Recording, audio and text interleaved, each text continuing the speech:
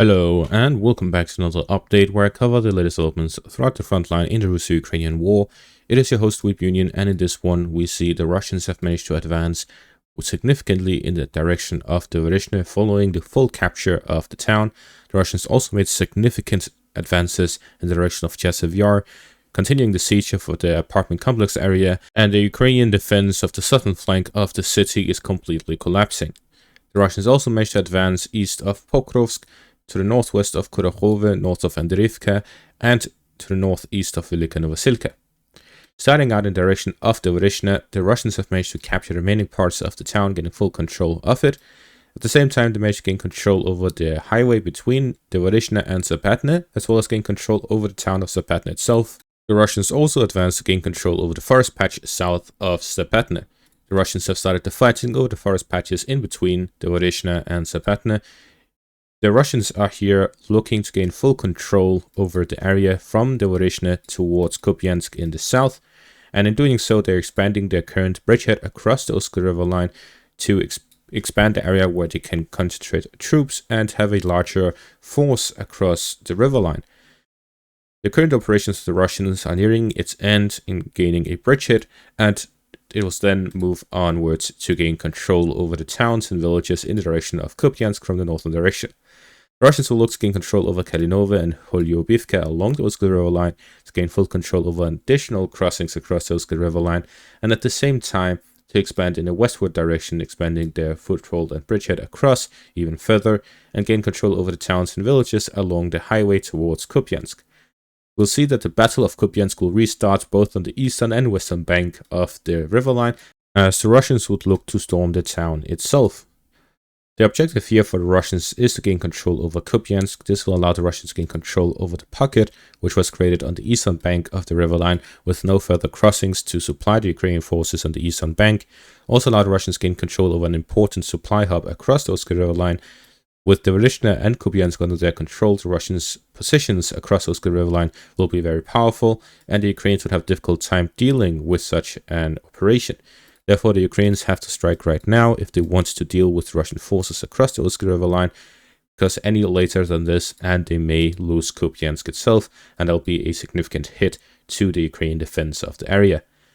Gaining control of Kupiansk will completely change the dynamic of the situation in the northern section of the front line, and the Battle of Borova and Liman would likely start soon as well if the situation develops in favor of the Russians in the direction of Kupiansk in the north, and the Russians could start an operation towards Izium as well in the western bank of the Uskar River line.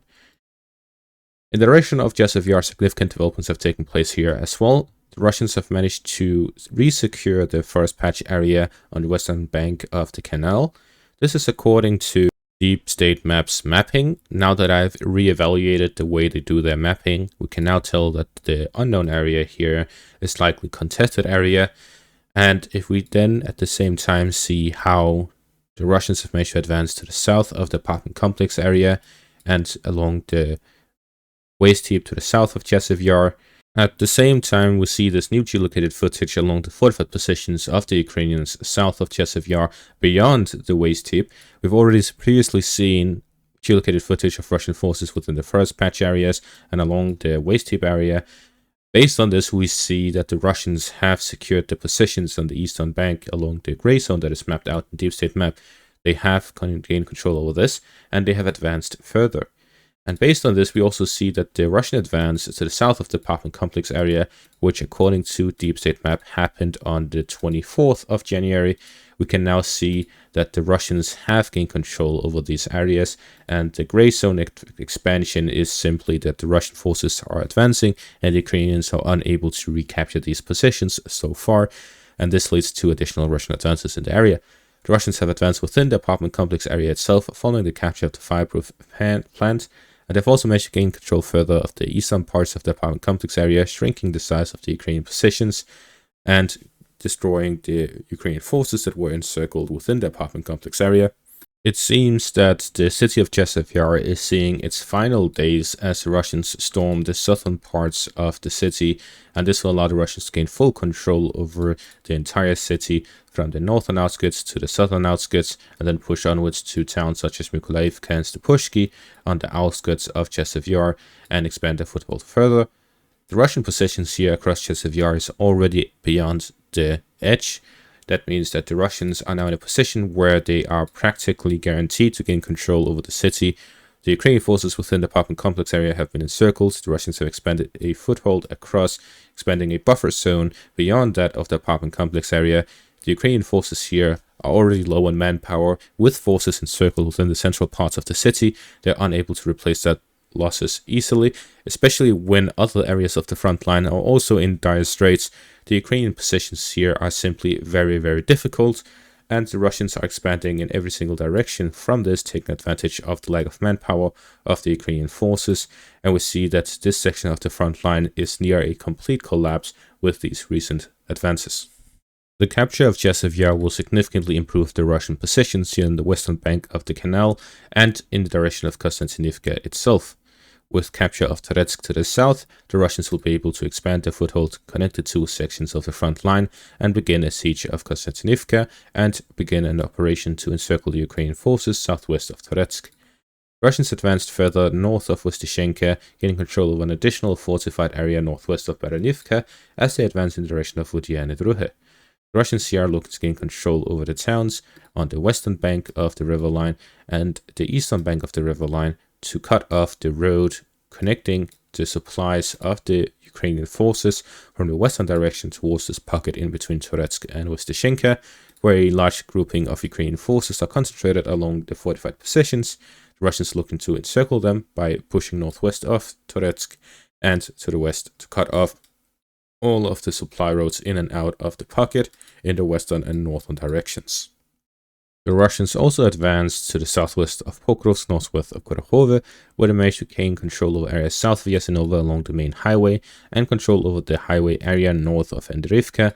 The Russians are looking to connect the two sides to have a direct connection through the highway and push further in the western direction along the forest lines and forest patches to kick the Ukrainian forces away from the highway connecting Pokrovsk in the north with Kurakhove in the south, to strengthen the supply lines for the Russian forces in the area and the connection between the forces in the north and in the south, and then to push further westwards.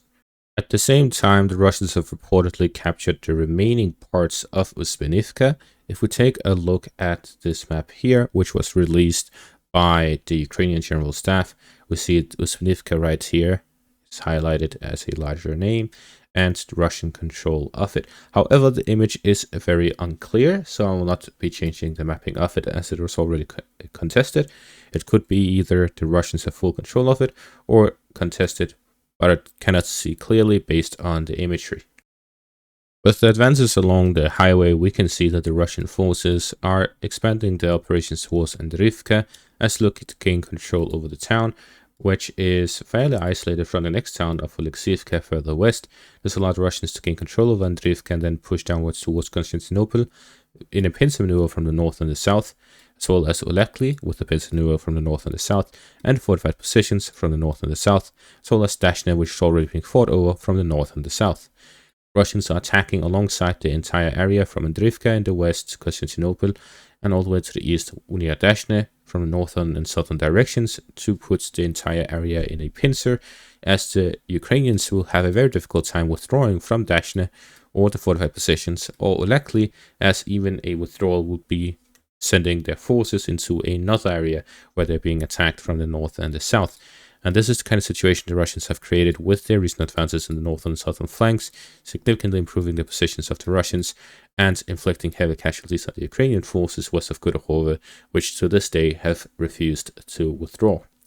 The Russians also advancing further towards Rysliv, fighting over the fortified line and the forest lines south of the town, as the Russians continue their operations to reach Rysliv, which will again allow the Russians to attack Constantinople from the north and the south, also allowed Russians to clear the area of the fortified lines south of Bahatir for operations to move in that direction as well, both from the eastern flank and from the southern flank, while fighting over Andreevka would then lead to fighting over Oleksivka and then the northern flank of Bahatir as well. In conclusion, we see here in the southwestern outskirts of the Donetsk region, the Russians are attacking along the northern and southern flanks of Kurakhove, moving towards the Dnipropetrovsk region border area, as well as to the east and to the west of Pokrovsk, where their advances are moving in every single direction, attempting to expand their zone of control and reach the Dnipropetrovsk border area and expand their siege over Pokrovsk itself. While in the eastern and northern section of the front line, the Ukrainian defense of Chasiv Yar and Devorishna are facing the largest collapse they have had, the most dangerous situation they have been in a very long time.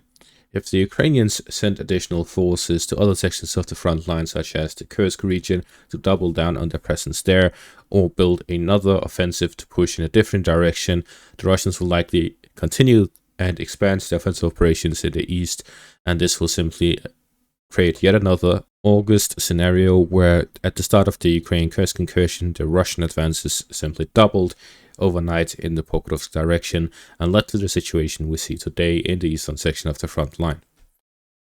At the same time, Budanov himself said in a meeting that if no deal, if no negotiation would start, then the entire statehood of Ukraine would be in danger. Or as the quote is said here in Ukraine's Pravda media, first, the General Staff representatives spoke at length in a rather complex manner, but it was very insightful. Then there were other reports, but what stood out the most was Budanov's response. Someone asked him how much time we have left. Kirillov, with his calm smile, replied, "If there are no serious negotiations by the summer, dangerous processes could unfold, threatening Ukraine's very existence." And I believe, according to my analysis, that the Russians would be looking to gain control over the Donetsk region by the end of summer, and if that happens, then the road would be open for the Dnieper River, and that is exactly what he's referring to.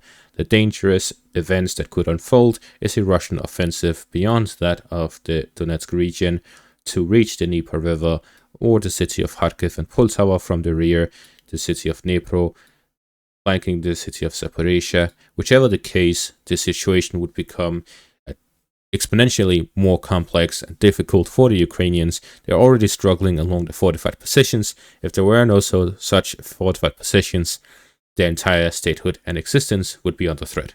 And that is going to be all for this update. Thank you all for watching. Make sure to leave a like, subscribe, check out my Patreon and YouTube membership for additional content. Thank you all for watching and have a great day.